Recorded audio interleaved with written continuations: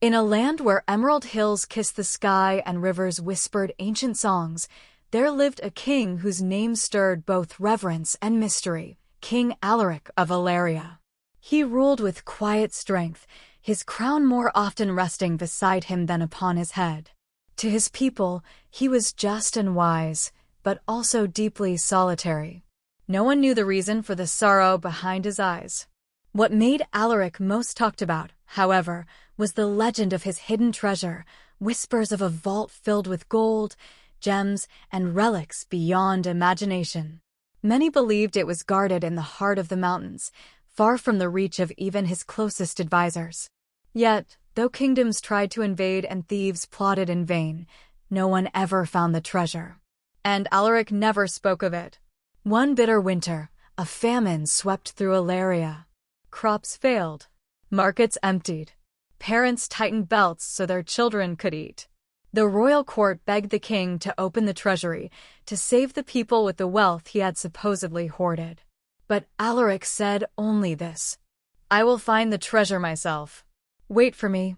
He departed alone, leaving behind his guards and council, carrying only a walking staff and a worn satchel. The kingdom buzzed with confusion and resentment. Many whispered, "He leaves us to suffer, chasing fairy tales." Weeks passed. Alaric traveled the breadth of Valeria, but not toward mountains or secret vaults. Instead, he went from village to village, knocking on the doors of the forgotten, widows, beggars, orphans. He shared food with them, offered a listening ear, and sometimes simply sat in silence. In return, he asked for nothing but a single story from their lives. Some shared pain. Others, a memory of joy. Some offered only tears. One night, in a frost-bitten hut on the edge of the forest, the king met a blind boy named Theo, no older than 10. Theo had never seen the face of the king. He only knew him as Alaric the Story Man. Theo lived with his ailing grandmother, surviving on scraps and stories. When Alaric asked for Theo's story, the boy replied, "I don't have one. I'm waiting to live it."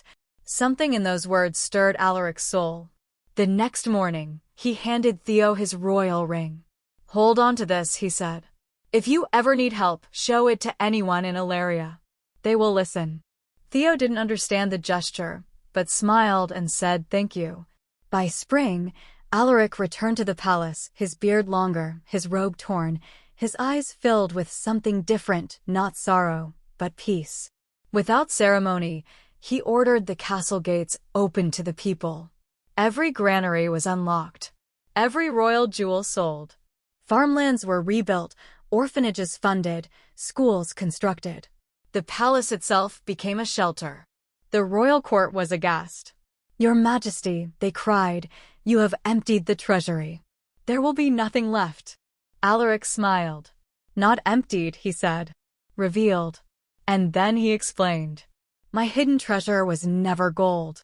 It was the people, their strength, their stories, their hope. The kingdom's true wealth lies not in what we store, but in what we share." The years passed, and Valeria bloomed not just in crops, but in kindness. Theo, now a man, became a great teacher and healer. He never parted with the king's ring.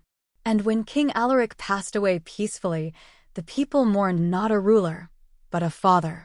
A monument was raised, not of stone or bronze, but a vast garden in the heart of Valeria, open to all. At its center, a plaque read, "Here lies the treasure of Valeria, the soul of a king who gave everything and gained eternity in the hearts of his people."